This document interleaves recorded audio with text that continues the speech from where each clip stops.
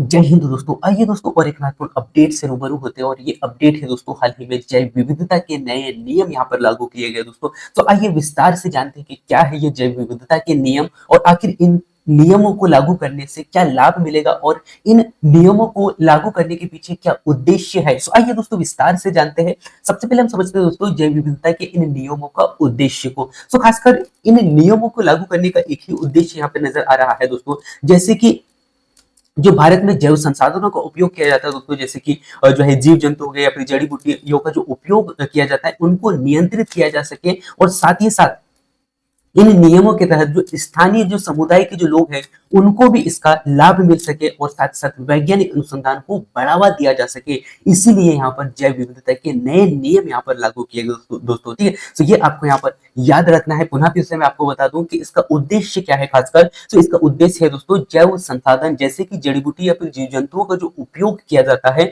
उनको नियंत्रण में किया जाए इस नियम के आधार पर। साथ ही साथ इन नियमों के आधार पर जो स्थानीय समुदाय के जो लोग हैं उनको भी इसका लाभ मिल सके और साथ ही साथ वैज्ञानिक अनुसंधान को बढ़ावा दिया जा सके। इसीलिए यहाँ पर जैव विविधता के नियम लाए गए दोस्तों। तो आइए एक एक नियम को देखते हैं कि क्या नियम है। सबसे पहला जो नियम यहाँ पर लागू किया गया दोस्तों भारतीय वैज्ञानिकों के लिए, यानी कि भारतीय वैज्ञानिकों के लिए राहत के तौर पर।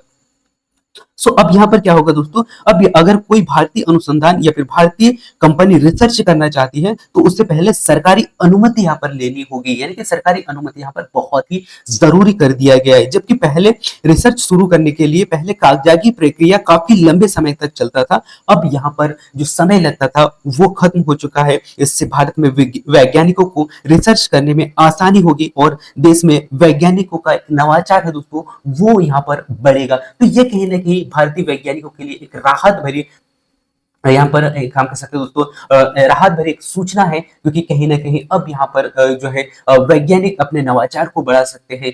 जो सेकंड जो नियम यहाँ पर है दोस्तों जैव विविधता का, वो है विदेशी कंपनियों पर, यहाँ पर यानी कि विदेशी कंपनियों को नियंत्रित करने पर, यानी कि विदेशी कंपनियों पर सख्ती तौर पर। यानी कि अगर कोई विदेशी कंपनी या किसी विदेशी साझेदारी वाला संस्था को भारत के पौधे या फिर जैव संसाधनों का व्यावसायिक उपयोग करना है तो उनके लिए सबसे पहले राष्ट्रीय जैव विविधता प्राधिकरण से अनुमति लेनी होगी दोस्तों, क्योंकि ये यहाँ पर स्पष्ट कर दिया गया है। यानी कि पहले यहाँ पर अनुमति लेनी होगी और इसका मकसद खासकर यही है दोस्तों कि जो बाहरी कंपनियां जो है भारत के जैव संसाधनों का दोहन न कर सके, साथ साथ बिना भारत को यानी कि बिना अनुमति से यहाँ पर जो है जैव संसाधनों का उपयोग न कर सके। इसीलिए यहाँ पर भारत सरकार ने दूसरा यहाँ पर नया नियम लागू किया है विदेशी कंपनियों पर नियंत्रण करने के लिए। तीसरा जो नियम यहाँ पर है दोस्तों वो है स्थानीय समुदाय को लाभ पहुंचा सके। यानी कि अब क्या होगा दोस्तों, अब इन नियमों के अनुसार कोई भी जैव संसाधनों का व्यावसायिक उपयोग यहाँ पर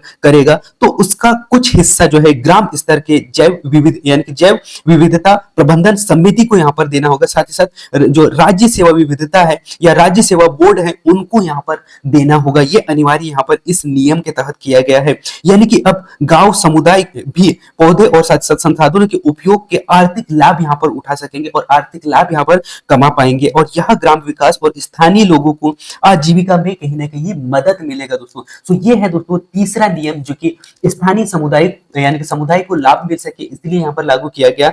और चौथा जो नियम यहाँ पर है दोस्तों पारंपरिक ज्ञान का संरक्षण किया जा सके। यानी कि भारत में आयुर्वेद यूनानी सिद्धि जैसे प्रणाली सदियों से पुरानी चली आ रही है दोस्तों और कई कंपनियां इन्हीं पारंपरिक ज्ञान का उपयोग कर दवाएं या उत्पादन बनाती हैं। और अब नियम कहता है कि जब भी कोई पारंपरिक ज्ञान का व्यावसायिक उपयोग करेगा तो उसे लाभ का कुछ हिस्सा जो है शेयर करना अनिवार्य होगा, ये कहा गया है। और इससे पहले बुजुर्ग और साथ ही साथ यानी कि बुजुर्ग और जो ज्ञान परंपरा का एक सम्मान रहा है उनको सम्मान और उनका संरक्षण करना अनिवार्य यहाँ पर कर दिया गया है।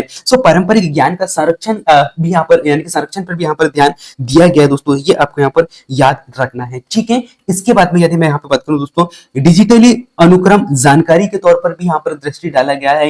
यानी कि डिजिटल डाटा प्रतिक्रिया और साथ साथ जो अंतरराष्ट्रीय प्रतिबद्धताएं हैं उस पर भी यहाँ पर नजर डाला गया है। यानी कि इसके तहत जो है डिजिटल अनुक्रम यानी कि जो अनुक्रम की जो जानकारी है वो भी यहाँ पर उपलब्ध है। यानी कि डिजिटली रूप से संग्रहित जेनेटिक डेटा के उपयोग पर भी यहाँ पर लाभ साझा करना अनिवार्य यहाँ पर इन नियमों के तहत कर दिया गया है, जिससे डिजिटल जो दोहन यहाँ पर होता था दोस्तों, उनका नियंत्रण अब यहाँ पर किया जा सके। साथ ही साथ पारदर्शिता प्रक्रिया भी, यानी पारदर्शिता प्रक्रिया पर भी यहाँ पर ध्यान दिया गया है, यानी कि नए नियमों में अनुमति प्रक्रिया के लिए स्पष्ट समय सीमा और पारदर्शिता यहाँ पर सुनिश्चित कर दी गई दोस्तों, जिससे कि भ्रष्टाचार और जो देरी होता था उसमें कहीं ना कहीं कमी आएगी। और साथ ही साथ अंतरराष्ट्रीय स्तर पर भारत की छवि भी कहीं ना कहीं उज्जवल होगा दोस्तों, यानी कि ये जो नियम है दोस्तों, जो कि नागोय प्रोटोकॉल के अनुरूप है, जो कि 2030 के सतत विकास लक्ष्यों को प्राप्त करने में मदद ये कहीं ना कहीं भारत सरकार को दिलाएगा,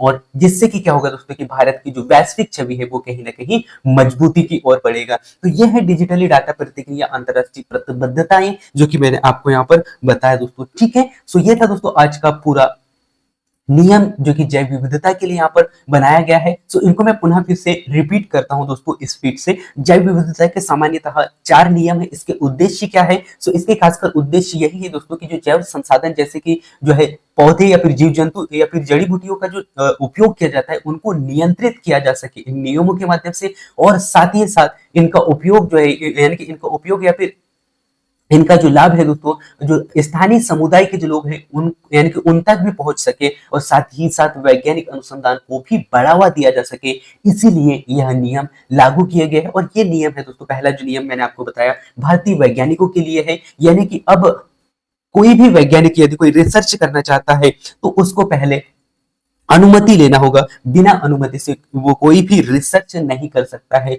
जैविक वैज्ञानिक जैव संसाधनों का। ठीक है, तो ये यहाँ पर कहा गया है। ठीक है, जबकि पहले क्या होता था दोस्तों, पहले रिसर्च शुरू करने के लिए कागजाती प्रक्रिया यानी कि देना होता था, और उसके लिए काफी विलंब यानी कि काफी समय लगता था। लेकिन अब समय को कम कर दिया गया है, और अब यहाँ पर अनुमति के बिना रिसर्च करना मना कर दिया गया है। साथ ही साथ जो दूसरा नियम यहाँ पर लागू किया गया दोस्तों, कि जो विदेशी कंपनियां हैं, यदि कोई विदेशी कंपनी भारत में आके यहाँ की जैव विविधता का उपयोग करना चाहती है, जैसे दवाइयों के रूप में उपयोग करना चाहती है, या फिर कोई नया रिसर्च करना चाहती है, तो उसको पहले भारत सरकार से परमिशन लेना होगा। और साथ ही साथ जो स्थानीय जो लोग हैं उनको, यानी कि उनको तक, यानी कि उनको भी कुछ हिस्सा राज्य सरकार हो या केंद्र सरकार हो उनको शेयर करना होगा, ये यहाँ पर कहा गया है। इसके बाद में जो स्थानीय और जो समुदाय के जो लोग हैं इनको भी यहाँ पर लाभ मिल सके, ये भी यहाँ पर इन नियमों में ध्यान दिया गया है। यानी कि जैव संसाधनों का जो उपयोग किया जाएगा जिस क्षेत्र में, वहां के जो स्थानीय जो लोग हैं उनको भी उनका हिस्सा, यानी कि कुछ हिस्सा मिल सके, जिससे कि उनकी जो व्यवसाय है वो चल सके, उनकी जो रोजी रोटी है वो चल सके। इस बात का भी यहाँ पर ध्यान दिया गया है। और चौथा जो नियम यहाँ पर बताया दोस्तों मैंने आपको, पारंपरिक ज्ञान का संचार, यानी कि ऐसे बहुत सारे जो प्राचीन समय से ही ऐसे महान यानी कि आयुर्वेदिक वैज्ञानिक यानी यूनानी या वैज्ञानिक रहे हैं दोस्तों, ऋषि मुनि रहे हैं, और उन्होंने सदियों से कहीं ना कहीं जड़ी बूटियों के बारे में अच्छा से ज्ञान अर्जित किया है। सो यहाँ पर इस नियम के तहत ये किया गया दोस्तों कि यदि कोई रिसर्च करता है या कोई कंपनी या फिर कोई पारंपरिक ज्ञान का उपयोग दवाइयों के लिए या दवाइयों का उत्पादन के लिए करता है, तो अब नियम ये कहता है दोस्तों कि यदि कोई पारंपरिक ज्ञान का व्यावसायिक उपयोग के लिए करता है तो उससे लाभ का कुछ हिस्सा जो है कहीं ना कहीं शेयर करना होगा, ये यहाँ पर कहा गया है इस नियम के तहत। ठीक है, तो ये 4 नियम है दोस्तों, खासकर ये नियम आपको यहाँ पर याद रखना है। इसके बाद में डिजिटली अनुक्रम की जो जानकारी है जिसे DSI कहा जाता है, यहाँ पर और कड़ा प्रावधान यहाँ पर कर दिया है, इसको भी मैंने आपको यहाँ पर बता दिया है। यानी कि आजकल जो है जेनेटिक डेटा को डिजिटल डेटा में, यानी कि डिजिटल डेटा के रूप में यहाँ पर परिवर्तित कर दिया गया है, और कई कंपनियां इस डिजिटल डेटा से दवाइयां बनाती है। और अब नियम कहता है दोस्तों कि जैसे ही डिजिटल का उपयोग यानी कि उपयोग किया जाएगा यहाँ पर, तो लाभ का साझा करना यहाँ पर अनिवार्य होगा, यानी कि जो लाभ हुआ है, जो प्रॉफिट हुआ है उसको बताना अनिवार्य कर दिया गया है इस नियम के अंतर्गत। ठीक है, तो ये एक कड़ा नियम है दोस्तों। इसके बाद में समय सीमा और पारदर्शिता पर भी यहाँ पर ध्यान दिया गया है, यानी कि पहले नियमों में जो है अनुमानित प्रक्रिया में कहीं ना कहीं देरी होती थी, जिससे कि भ्रष्टाचार की शिकायत कहीं ना कहीं आती थी। अब यहाँ पर समय सीमा भी कम कर दिया गया है, और जो भ्रष्टाचार होता था उसको बहुत हद तक कम कर दिया गया दोस्तों। और यहीं पे यदि हम अंतरराष्ट्रीय स्तर पर भारत की छवि देखें दोस्तों, तो कहीं ना कहीं इन नियमों के माध्यम से प्रोटोकॉल 2010 के अनुसार ये यहाँ पर आया था। और अब भारत जो है दोस्तों कहीं ना कहीं वैश्विक जैव विविधता समझौते का पालन यहाँ पर कर रहा है, और साथ ही साथ यह नियम हमारे देश को 2030 के सतत विकास के लक्ष्यों को पाने में सहयोग करेगा। ठीक है, तो ये था पूरा नियम दोस्तों। और अब मैं आपको यहाँ पर कुछ महत्वपूर्ण फैक्ट बता दूं कि भारत को छूट विदेशियों पर सख्ती यहाँ पर दिया गया है दोस्तों। साथ ही साथ गांवों को लाभ यहाँ पर इसके तहत मिलेगा। साथ ही साथ ज्ञान संरक्षण और डिजिटल डाटा का नियम यानी कि डिजिटल डाटा पर नियम और प्रतिक्रिया में जो है पारदर्शिता यहाँ पर लाई गई दोस्तों। और यही है 2024 के नए नियम। ठीक है, तो ये थे दोस्तों जैव विविधता के नए नियम, और इन सभी नियमों से मैंने आपको यहाँ पर अच्छा से रूबरू कराया। सो मैं उम्मीद करता हूँ कि आप इन नए नियमों से अच्छा से रूबरू हो पाए होंगे, और ऐसे ही अपडेट मैं आप लोगों के बीच में शेयर करते रहता हूँ। समय समय पर नए नए अपडेट आप लोगों तक पहुंचाने का प्रयास करता हूँ। साथ ही साथ वर्ग 3 के स्टूडेंट यदि आप हो तो आपके लिए प्रीवियस क्वेश्चन पेपर, साथ ही साथ प्रैक्टिस सेट में आपको फ्री में उपलब्ध करवा रहा हूँ। वो चाहे एमपी यानी कि एमपी पुलिस हो, या फिर आबकारी आरक्षक हो, या फिर अन्य कोई भर्ती का आप तैयारी कर रहे हो, जैसे कि शिक्षक भर्ती हो दोस्तों, जैसे कि यदि हम बात करें सीटीएट की या वर्ग 1 की, तो बहुत सारे जो नोट्स है आपको इस चैनल में फ्री में दिए जाते हैं। तो आप समय समय पर उनको प्राप्त कर सकते हैं। So, आप यदि इस चैनल में नए हैं तो चैनल को सब्सक्राइब कर सकते हैं, ताकि आपको समय समय पर अपडेट मिलते रहे। So thank you, thanks for watching दोस्तों। मिलते हैं नेक्स्ट महत्वपूर्ण अपडेट में, तब तक जय हिंद,